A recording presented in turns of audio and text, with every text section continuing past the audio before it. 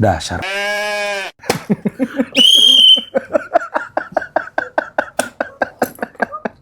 Yuran Fernandes, Ciro Alves, pelemparan batu yang bernilai lebih murah daripada selebrasi.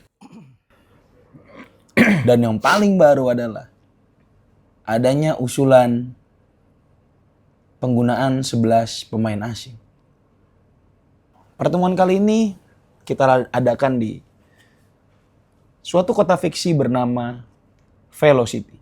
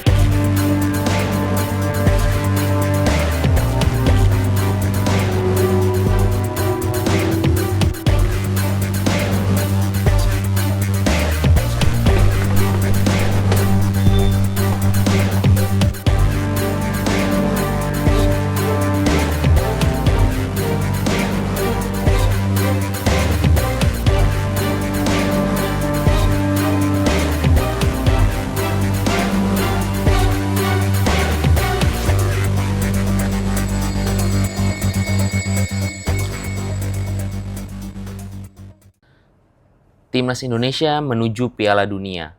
Sebuah prestasi yang mungkin tidak pernah terbayangkan sebelumnya. Tapi tidak dengan liganya. Berbagai macam fenomena-fenomena yang membuat banyak publik bertanya-tanya. Sebenarnya apakah negara ini siap menuju ke kancah dunia? Berbagai macam sanksi-sanksi yang gak masuk akal keluar di media. Yuran Fernandes, Ciro Alves, pelemparan batu yang bernilai lebih murah daripada selebrasi. Dan yang paling baru adalah adanya usulan penggunaan 11 pemain asing. Pertemuan kali ini kita adakan di suatu kota fiksi bernama Velocity. Bersama gua, Bung Arul, yang akan ngebawa cerita di hari ini. 11 pemain asing untuk liga yang banyak masalahnya ini. Apakah bagus atau enggak? Bung Arul, kalau saya sih terang-terangan ya. Ini bukan hal yang bagus. Kalau saya sih nggak setuju ya. Gimana pemain lokal kita mau berkembang? 11 pemain asing.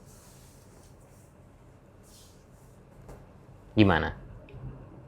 11 pemain asing. Pemain lokal. Maksud lu pemain-pemain yang kualitasnya nggak setara sama nilai transfernya itu. Tapi mereka perlu dorongan untuk berkembang. Apa nilai transfernya sesuai dengan gaya mainnya? Permainannya, statistiknya terlalu overpriced. Siapa sebenarnya yang membuat pemain-pemain Liga Indonesia itu overpriced? Sebelum kita ngomong ke sono sih, maksud gue tuh kenapa ada wacana 11 pemain. Pasti ada maksud di belakangnya. Entah bisnis, entah mau ada maksud yang lainnya, kita nggak tahu.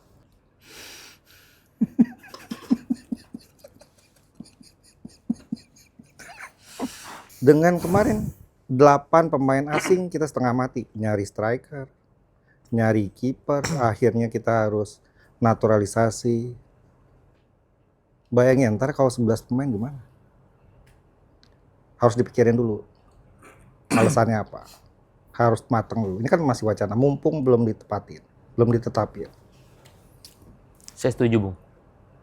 Tujuan 11 pemain asing ini untuk meningkatkan kualitas tim di Liga Indonesia di level Asia. Oke, kalau alasannya itu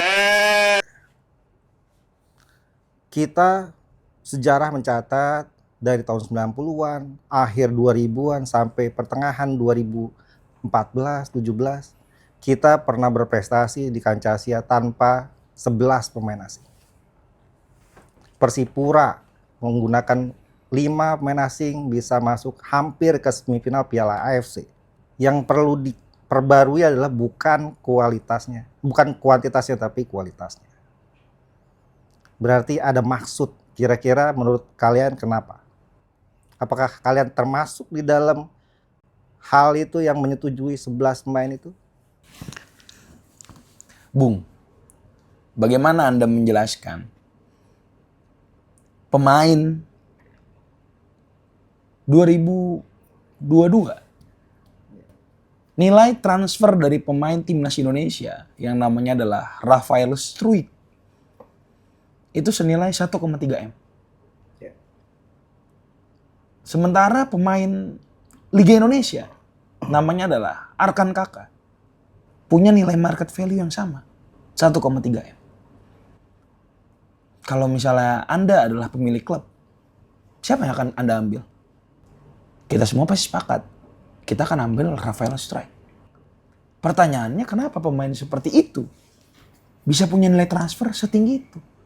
Itu salah satu alasan menurut gua. Kenapa operator liga kita itu mengizinkan seperti itu. Dengan kualitas, dengan harga yang sama. Klub di Indonesia bisa punya pemain yang kualitasnya jauh lebih baik daripada pemain yang ada di Liga Indonesia. Ya, kalau soal itu beda pembahasan lagi. Itu udah soal regulasi, pembatasan, financial, apa namanya, yang fair play. Jadi harus ada batas atas, batas minimal, terus ada juga kepantasan. Jadi nggak bisa kita ngasih rate gaji seenak-enaknya, itu lebih dalam lagi nanti kita bahas. Yang penting kita ngobrolin dulu kenapa 11. Angkanya terlalu banyak. Ketentuan 11 ini adalah 8 plus 3. 8 pemain boleh dimainkan dan 3 pemain itu di bench. Hanya ada 8 pemain yang boleh ada on field di lapangan. Dimana sebelumnya regulasinya adalah 6 plus 2. Jadi ada total ada 8 pemain yang boleh didaftarkan. Mengapa harus ditambah? Kembali ke alasan pertama. Untuk memperbaiki kualitas tim biar bisa bersaing di Asia.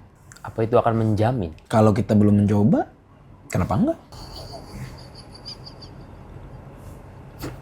Tapi semua tergantung sama federasi kita.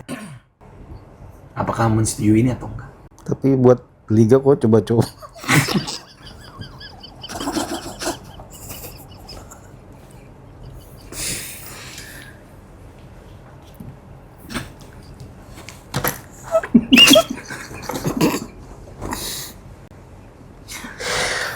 Sebentar, Bung.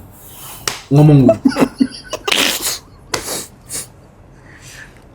Lanjut. Saya juga curiga. Ada apa? Dengan Bung di seberang saya ini. Jangan ketiduran.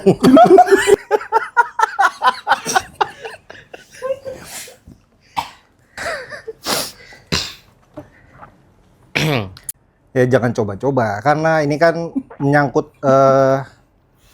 harkat hidup orang banyak. Bayangkan kalau misalnya anak SSB yang udah berharap bisa naik ke Liga Nasional tapi isinya pemain-pemain asing semua. Gimana menurut kalian? Kalau misalnya diisi sama pemain asing, yang kualitasnya belum tentu lebih bagus daripada anak-anak kita yang di SSB. Tapi harganya lebih murah. Bukan ngomongin harga. Tetap aja saya merasa ini seperti mengambil mimpi dari anak-anak bangsa kita yang suatu saat nanti ingin menjadi the next Eki Maulana Fikri, the next Boas Solosa, the next Bambang Pamung. Tolong Bung, itu nama orang Bung, jadi ketawain. Bambang Pamulang.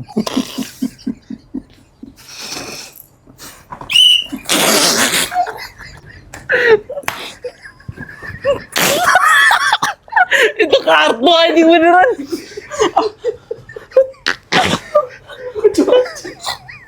Orang gue lagi serius aja. Legenda, Cok. Itu nama orang, jangan dianeh-anehin. Tolong Bung ya. Bambang Pamulang juga nama orang. Saya follow-followan.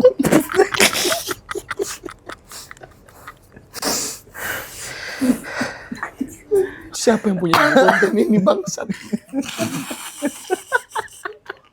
Kok feeling gue gak jadi di konten? Gak usah diikat anjing. Kalau seandainya gue yang punya klub, gue akan lebih memilih pemain yang lebih murah dengan kualitas yang bagus. Make sense. Gini, Masuk akal. Cukup masuk akal. kalau misalnya alasan adalah mengubur mimpi, gue sih gak sepakat ya. Karena faktanya sekarang tetap ada pemain yang bisa bersaing di liga, meskipun banyak diisi oleh pemain asing. Jadi ya realitanya kalau misalnya emang pemain itu sanggup untuk bisa bersaing dan menjadi pemain di Liga 1, mau ada 20 orang pemain asing pun kalau dia layak ya akan layak. Gue rasa ini regulasi yang ditunjukkan oleh operator liga untuk mengusir atlet-atlet yang emang nggak punya jiwa sebagai seorang atlet, supaya keluar dari zona nyamannya. Ya, menarik. Tapi sebetulnya wacana ini kan udah dilakukan tahun kemarin kan. Dari 5+1, 6+2, sekarang mau berapa? 8+3. 8+3.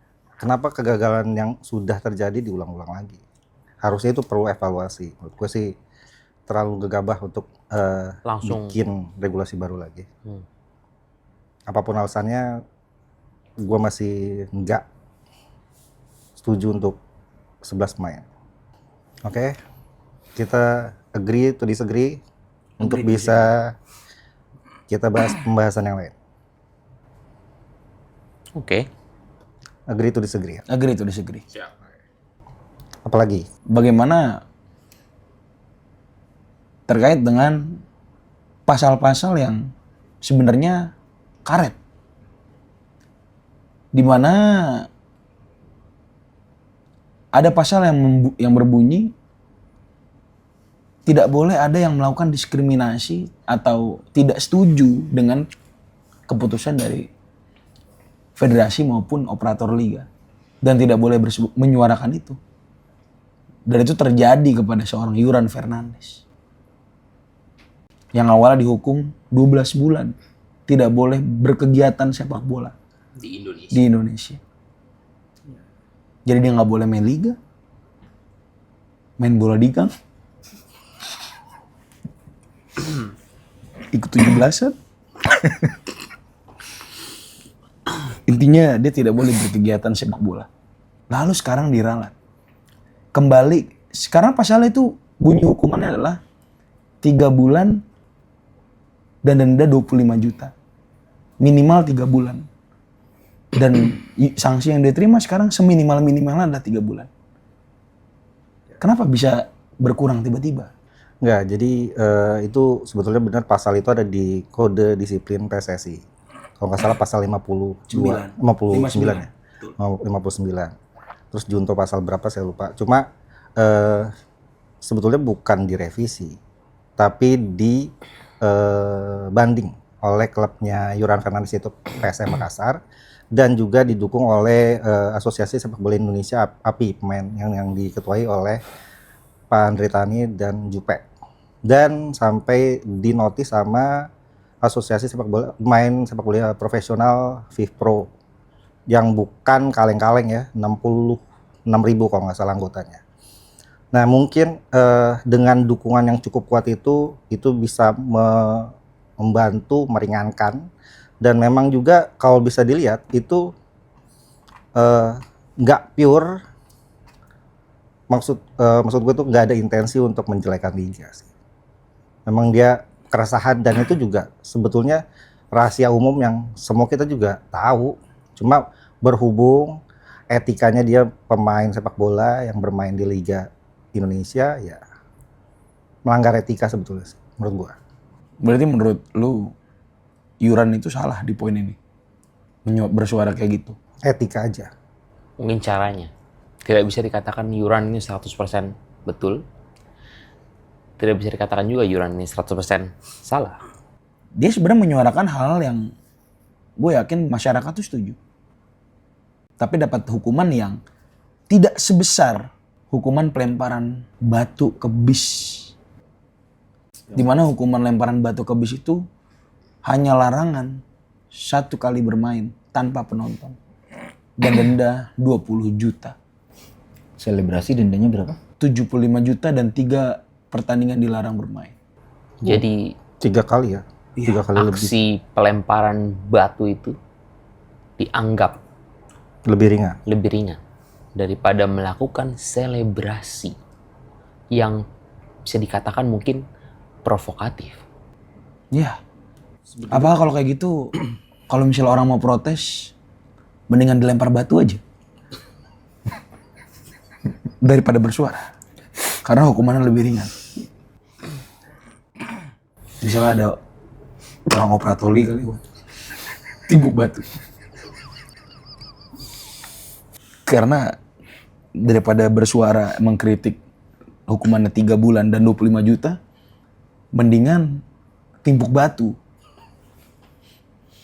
Cuma 20 juta, lumayan 5 juta bisa untuk DP motor. Beat.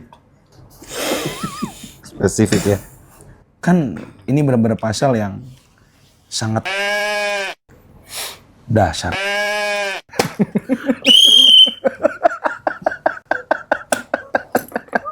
Timer.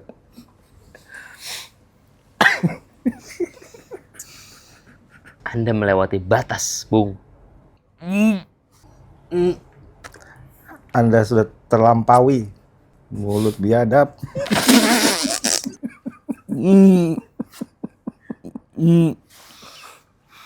Oke lah, mungkin pasalnya pasal karet, mungkin juga halnya masih belum adil, tapi kita punya cara-cara yang lebih elegan.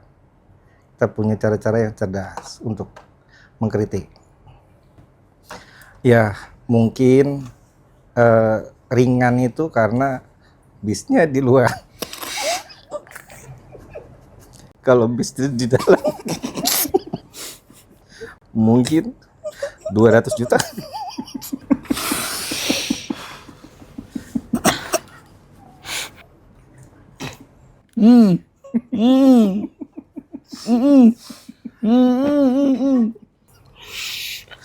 Tolong dilanjut, Bung.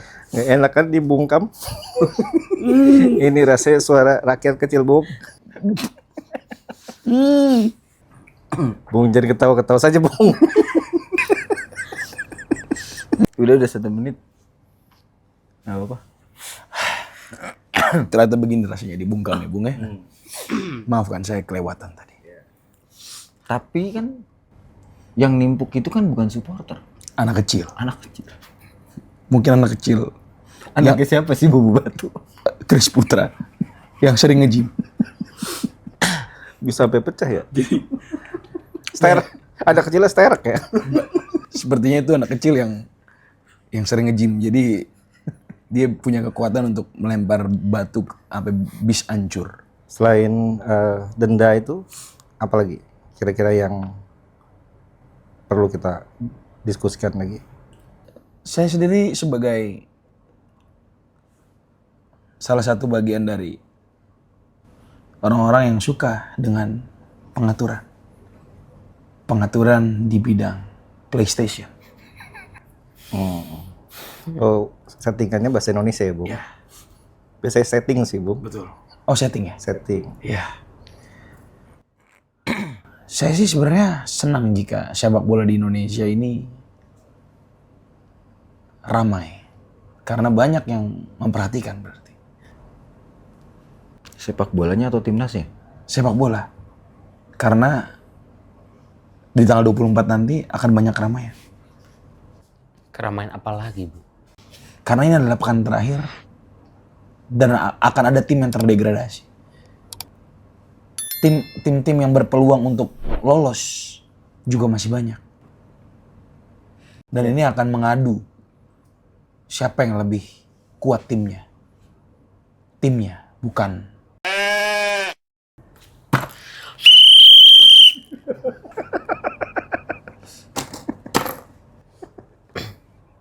Anda sudah 3 kali, Bung. Saya mengajukan untuk hukuman pada Bung yang satu ini ditambah. 1 menit tidak buat dia jerah.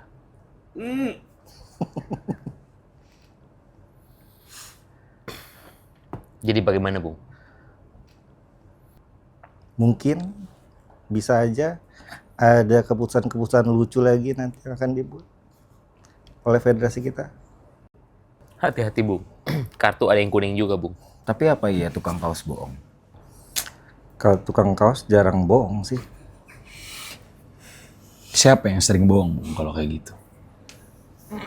Ketua Naga Hitam? Siapa itu? Nak? Pascol?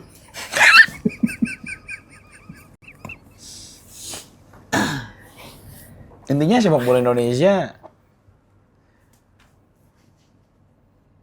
sepertinya akan selalu seperti gini-gini aja.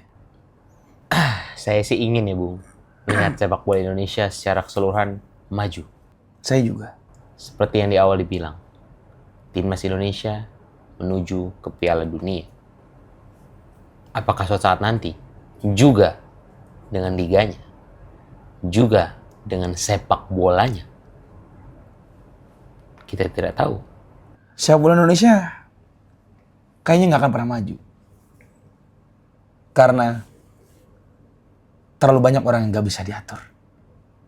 Sampai kapanpun, sepak bola Indonesia akan gini-gini aja. Kita lihat tanggal 24 nanti. Tim mana yang berhasil mengatur liga ini.